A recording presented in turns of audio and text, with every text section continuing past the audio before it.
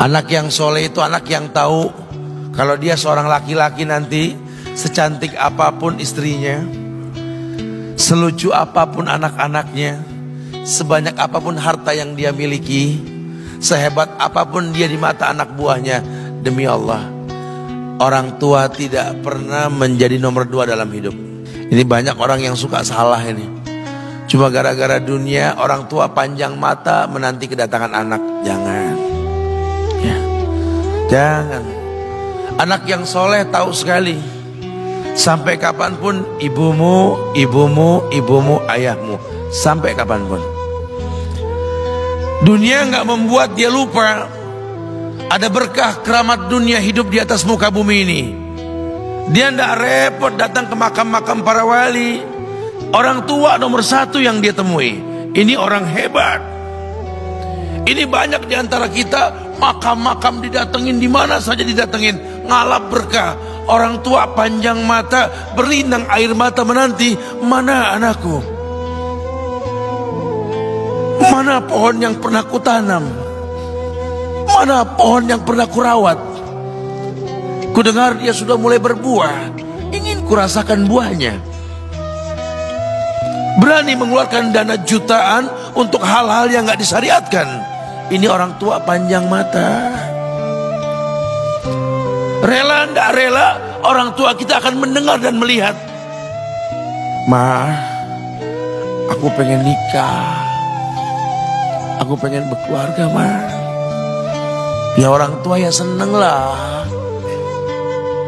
Cuma kalau inget metik buahnya belum terasa, ya ada perasaan kayak gimana gitu loh. Karena dia tahu setelah ini dia akan menikah. Bahwa anak orang ada kehidupan yang berbeda yang bakal dia rasa.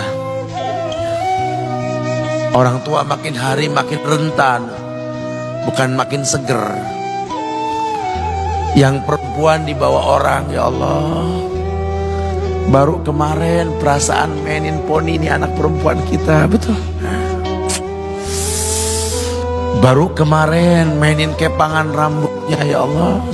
Ya Allah, baru kemarin perasaan saya titah dia, titah, ya Allah. Belajar jalan, bisa berlari bawa sesuatu, coret-coret tembok. Aduh, Masya Allah. Sekarang udah gede, dibawa orang, ya Allah, Masya Allah. Yang laki dekat sama mamahnya. Baru kemarin tangan mungilnya kita tuntun, kalau kelepas dia nangis, betul. Sekarang tangannya keker besar, tangan ibunya keriput, betul. Mau nangkep tangan anak pun sudah mulai susah. Nebawa anak orang datang dengan gagah, cium tangan, cipika-cipiki, udah. Ma, kita jalan dulu, Ma, ya. Udah, Mama, udah. Digandeng tangan kekasihnya, dirangkul pundaknya. Ini anak laki ndak tahu ibunya kayak diiris-iris jantungnya. Dia lihat tangannya yang keriput, ya Allah. Udah berapa lama tangan ini nggak dibawa sama anak ini? Udah berapa lama tangan ini nggak digandeng sama anak saya? Kita merasa bangga akur merangkul istri kita, ibu kita ngelihat pundaknya. Udah berapa lama pundak ini gak dirangkul seperti itu, ya Allah.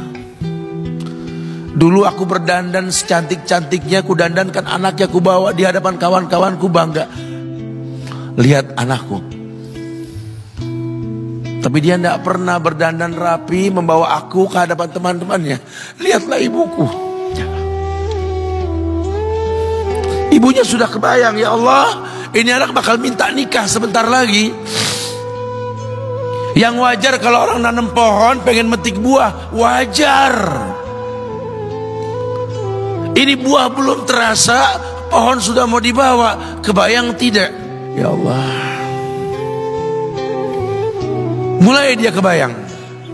Sehingga rasa-rasa seperti ini menjadi tumpukan rasa di hati orang tua kita, yang nanti pada akhirnya dia pun bakal kembali ke hadirat Allah.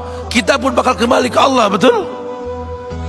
Sementara yang namanya kemuliaan datang dengan cara sabab yang benar. Ridallah fi ridal walidain wa sukhtullah fi sukhtil walidain. Ridanya Allah ada di ridho orang tua, murkanya pun sama. Karena semua ibadah yang dia lakukan berujung pada surga.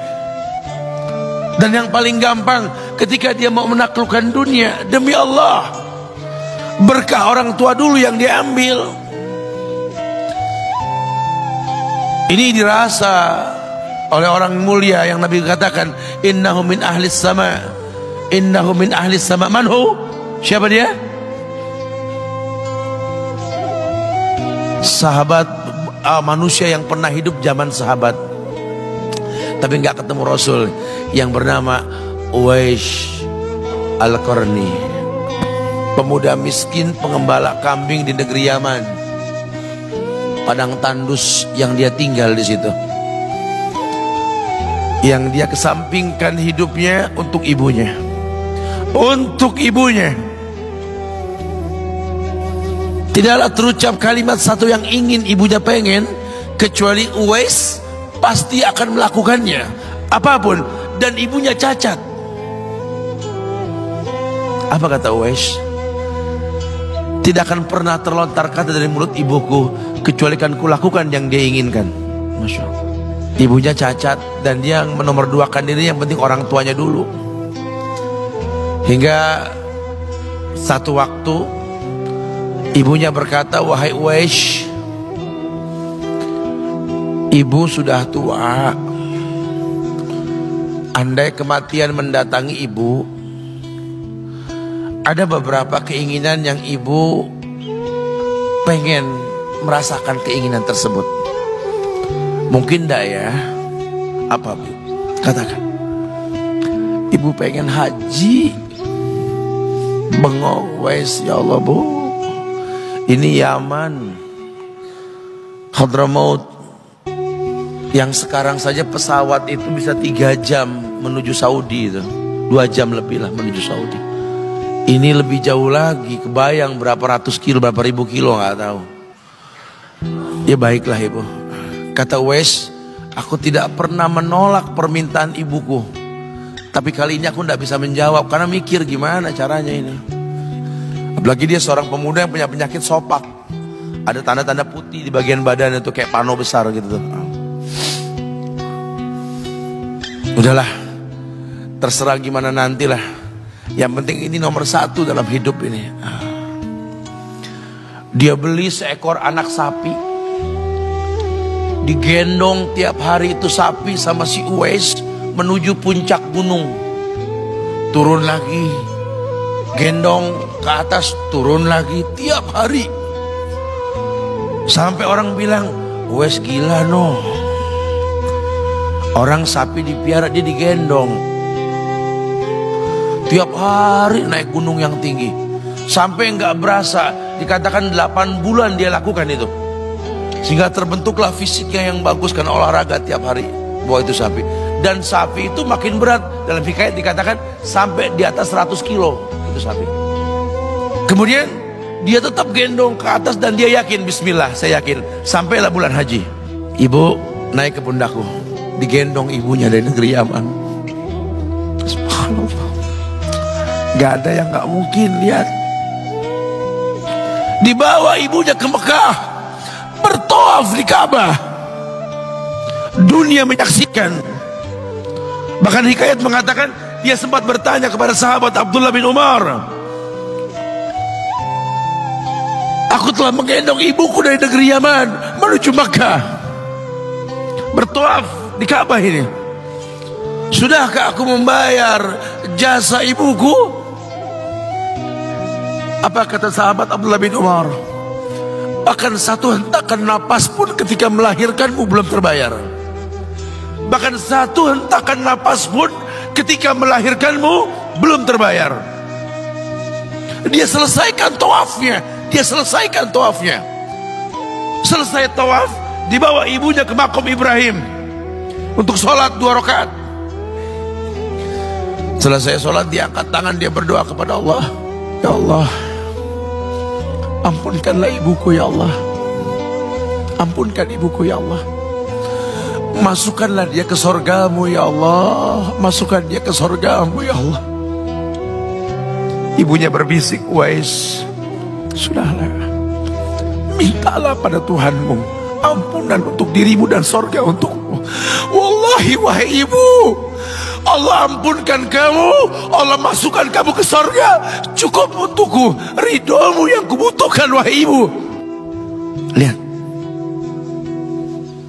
manusia saleh, hasil doa Rabbi habli minas solihin. Lihat, makanya ketika Nabi mengatakan innahu min ahli sama, ini manusia penghuni langit, Umar, Ali, temui Uwais.